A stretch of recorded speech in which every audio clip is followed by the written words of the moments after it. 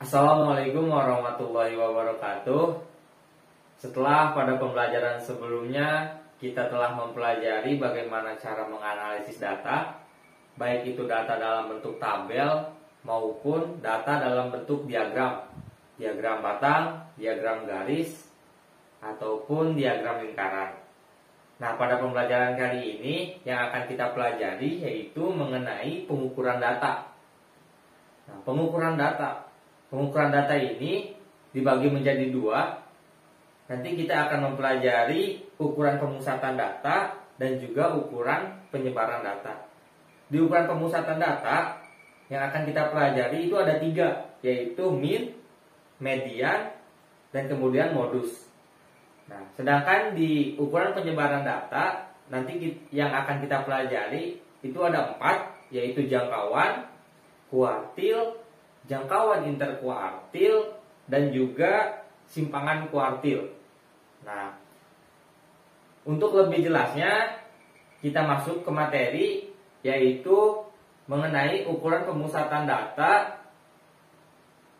pada bagian min. Min, bagaimana cara menentukan min? Min dapat disebut juga dengan rata-rata. Mungkin kalian nggak asing dengan kata rata-rata. Rata-rata nilai rapot, rata-rata tinggi badan, rata-rata berat badan, rata-rata ijazah, ataupun rata-rata nomor sepatu gitu kan ya. Nah, jadi definisi dari min ialah, atau yang biasa kita sebut dengan rata-rata, ialah salah satu ukuran pemusatan data yang didapat dengan cara menjumlahkan seluruh anggota data kemudian dibagi dengan banyaknya data. Dari definisi ini kita udah ketahui kan rumusnya, yaitu rata-rata sama dengan jumlah data kemudian dibagi dengan banyaknya data. Nah, gimana sih terus perbedaan jumlah data dan banyaknya data itu apa? Nah, misal gini, Asep atau nomor sepatu Asep itu 40. Nah, sedangkan Rian nomor sepatunya itu 42. Nah, mana yang banyaknya data dan mana yang jumlah data? Banyaknya data itu berarti hanya ada 2, hanya ada Rian dan Asep. Sedangkan jumlah data berarti kita punya data nomor sepatu. Nah, berarti nomor sepatunya ini yang Asep 40, yang Rian 42 itu dijumlahkan menjadi 82. Sehingga nanti kita dapat rata-rata berarti 40 ditambah 42 yaitu 82 dibagi dengan 2. Karena banyak datanya hanya ada Asep dan Rian. Nah, sehingga nanti kita dapat rata-ratanya yaitu 41. Nah, untuk lebih jelasnya kita langsung menuju contoh soal aja ya. Contoh soal 1. Berikut ini adalah data ukuran sepatu siswa laki-laki di kelas 7A. Datanya itu sebagai berikut: 42, 39, 40, 37, 41, dan seterusnya sampai 39. Nah, pertanyaannya adalah berapa rata-rata ukuran sepatu siswa laki-laki di kelas 7A? Bagaimana cara menentukan rata-ratanya? Tadi kan kita udah bahas bahwa rata-rata sama dengan jumlah data dibagi dengan banyaknya data. Kita cari aja jumlah data. Berarti dari data yang tersedia kita jumlahkan 42 ditambah 39 ditambah 40 dan seterusnya sampai akhir ditambah 39. Semua data itu kita jumlahkan. Nah, setelah dijumlahkan kemudian kita bagi dengan banyaknya data. Nah, kita lihat di sini bahwa banyaknya data itu ada 10 ukuran sepatu siswa laki-laki. Berarti ada 10 siswa laki-laki. Nah, setelah tadi dijumlahkan kemudian dibagi, kita selesaikan dengan proses aljabar. Nah, didapat 398 per 10. Itu sama dengan 39,8. Nah, kita dapat rata-ratanya yaitu 39,8. Jadi kesimpulannya, rata-rata ukuran sepatu siswa laki-laki di kelas 7A yaitu 39,8. Nah, untuk lebih mengasah pemahaman kalian lagi, kita lanjut pada soal latihan kedua. Contoh soal 2. Perhatikan tabel data nilai matematika siswa berikut ini. Yang mendapat nilai 6, frekuensinya 7. Yang mendapat nilai 7, frekuensinya 11. Dan seterusnya sampai yang mendapat nilai 9, frekuensinya 4. Pertanyaannya, berapa rata-rata nilai matematika siswa? Nah, kalian bisa lihat tipe soal ini menggunakan tabel frekuensi yang dimana pada pertemuan sebelumnya kita telah mempelajarinya.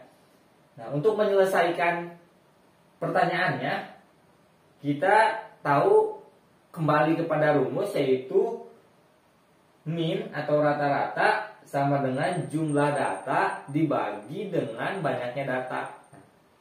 Pada tabel frekuensi, jumlah data untuk mencari min yaitu jumlah nilai dikalikan dengan frekuensinya. Artinya 6 dikali 7 ditambah 7 dikali 11 dan seterusnya ditambah 9 dikali 4. Nah, terus banyaknya data didapat dari mana? Nah, banyaknya data itu kita dapat dari jumlah frekuensinya. Jadi banyaknya data itu 7 ditambah 11 ditambah 8 ditambah 4. Nah, frekuensinya itu dijumlahkan gitu. Sehingga kita operasikan secara aljabar, didapat 219 dibagi dengan 30. Didapat 7,3. Yang artinya min atau rata-rata sama dengan 7,3. Nah, jadi kesimpulannya bahwa nilai matematika siswa itu adalah 7,3. Nah, kita lanjut ke tipe soal latihan berikutnya. Contoh soal 3. Rata-rata nilai ulangan biologi 30 siswa adalah 82. Setelah nilai seorang siswa yang mengikuti ulangan susulan digabungkan, rata-ratanya menjadi 81,8. Yang menjadi pertanyaan adalah berapa nilai siswa yang mengikuti ulangan susulan. Nah, dalam soal ini kita mempunyai dua kasus. Yang pertama, rata-rata sebelum digabungkan dan rata-rata setelah digabungkan. Maka dari itu dalam penyelesaiannya kita buat dua bagian, di mana sebelum digabungkan dan sesudah digabungkan. Nah, pada sebelum digabungkan kita kembali lagi pada rumus rata-rata atau min, yaitu jumlah data dibagi banyaknya data.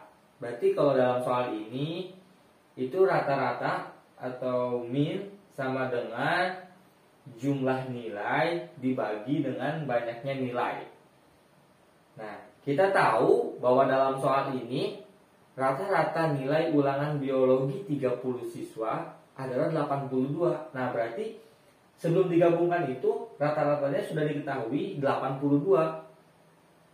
Nah, sebelum digabungkan pula kita udah diketahui bahwa banyak data atau banyak nilainya itu 30 siswa, berarti 30.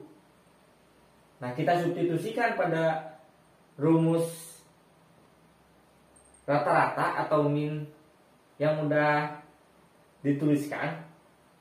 Kita substitusikan sehingga nanti kita dapat bahwa jumlah nilai ulangan biologi dari 30 siswa itu adalah 2460.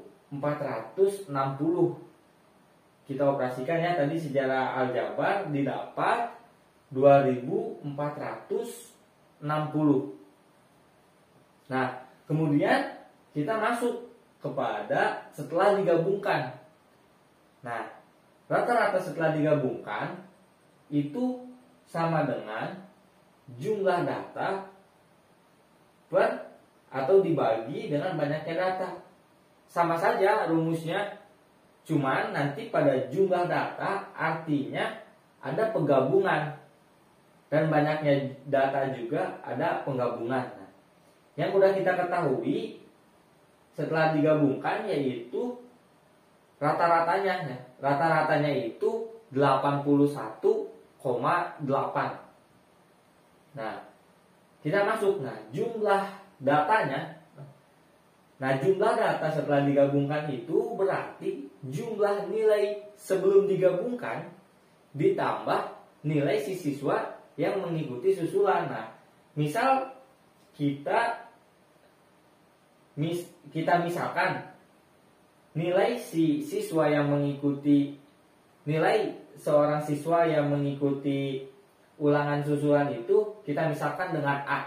Artinya jumlah nilai sebelum digabungkan ditambah A itu sama dengan jumlah nilai setelah digabungkan. Jadi 2460 ditambah dengan A. Kemudian dibagi banyaknya data. Nah, banyaknya data artinya sama. Banyaknya data sebelum digabungkan ditambah dengan yang mengikuti susulan atau yang ingin digabungkan. Nah, di sini tuh berarti sebelum digabungkan itu 30, berarti banyaknya data 30 ditambah, karena di sini seorang siswa yang mengikuti susulan berarti ditambah 1. Sehingga nanti 2460 ditambah A sama dengan dibagi 31. Nah, karena kita udah ketahui dari awal bahwa rata-rata setelah digabungkan itu 81,8, maka kita bisa operasikan secara aljabar. Nanti 81,8 dikali 31 itu sama dengan 2460 ditambah A. Nah, kita operasikan terus secara aljabar sehingga nanti diperoleh A-nya sama dengan 75,8. Nah, berarti kita peroleh 75,8 itu A. A itu berarti tadi nilai seorang siswa yang mengikuti ulangan susulan biologi atau ulangan biologi susulan gitu ya.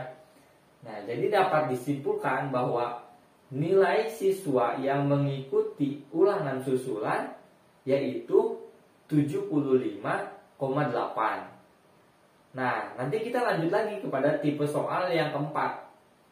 Contoh soal 4. Rata-rata nilai matematika di kelas 8E dengan jumlah siswa sebanyak 32 orang adalah 83. Sedangkan nilai matematika di kelas 8F rata-ratanya ialah 79,25. Bila nilai matematika kedua kelas ini digabungkan, maka diperoleh rata-ratanya 81,25. Nah, yang jadi pertanyaan ialah berapa banyak siswa di kelas 8F? Nah, hampir sama seperti contoh soal 3. Artinya ada dua keadaan, yaitu keadaan di mana sebelum digabungkan dan setelah digabungkan. Nah, keadaan sebelum digabungkan maupun keadaan setelah digabungkan kita kembali lagi pada definisi. Definisi rata-rata atau min ialah jumlah data dibagi dengan banyaknya data. Nah, di yang sebelum ini, sebelum digabungkan, kita menghitung yang pertama di kelas 8E terlebih dahulu. Nah, kita lihat dalam soal ini yang diketahui di kelas 8E yaitu ada 32 siswa dan juga rata-rata nilai matematikanya itu ialah 83. Nah, kita substitusikan pada persamaannya. Nanti kemudian diperoleh bahwa jumlah nilai matematika di kelas 8E itu yaitu 2656. Nah, kemudian kita hitung rata-rata di kelas 8F. Nah, pada kelas 8F ini kita bisa lihat yang diketahuinya itu hanya rata-rata. Nah, yaitu 79,25. Ketika kita substitusikan bahwa min atau rata-rata yaitu 79,25 sama dengan jumlah data dan banyaknya data. Nah, di sini kita lihat pada pertanyaannya yaitu berapa banyak siswa di kelas 8F. Artinya di sini banyaknya siswa itu banyaknya data di kelas 8F. Yaitu yang dipertanyakan. Nah, di sini kita misalkan saja banyaknya siswa atau banyaknya data itu dengan N.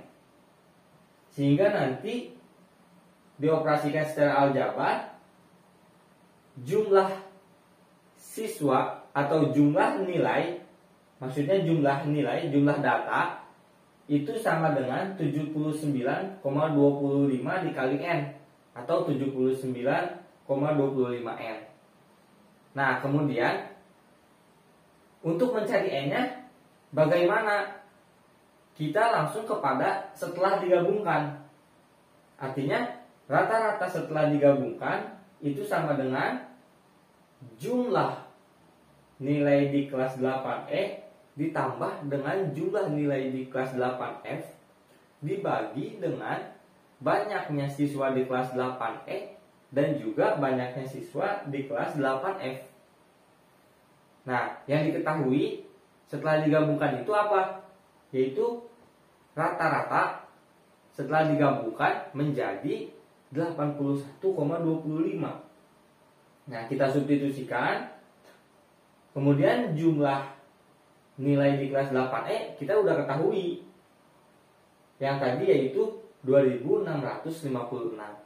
Ditambah dengan jumlah nilai di kelas 8F. Nah, jumlah nilai di kelas 8F yaitu 79,25 dikali N atau 79,25 N dibagi dengan banyaknya siswa di kelas 8E yaitu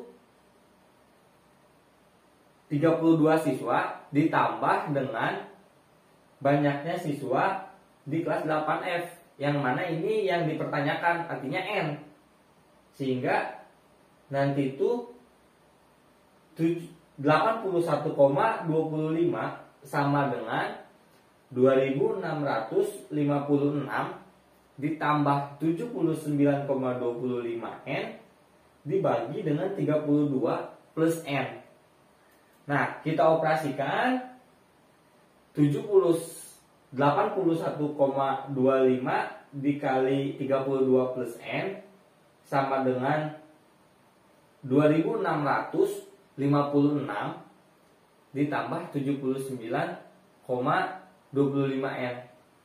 Kita lakukan proses aljabar sehingga nanti diperoleh 2N sama dengan 56 dan N sama dengan 28. Nah, dari sini kita dapat bahwa N atau banyaknya siswa di kelas 8F yaitu 28 orang. Nah, jadi kita dapat menyimpulkan bahwa banyaknya siswa di kelas 8F yaitu sebanyak 28 orang. Nah, mungkin ini contoh soal terakhir dan juga cukup sekian pembelajaran pada kesempatan kali ini. Nah, untuk kalian pelajari kembali mengenai rata-rata atau min ini. Kemudian kalian pelajari juga materi selanjutnya, yaitu mengenai median dan modus. Mungkin cukup sekian yang dapat kakak sampaikan. Kurang lebihnya mohon maaf. Assalamualaikum warahmatullahi wabarakatuh.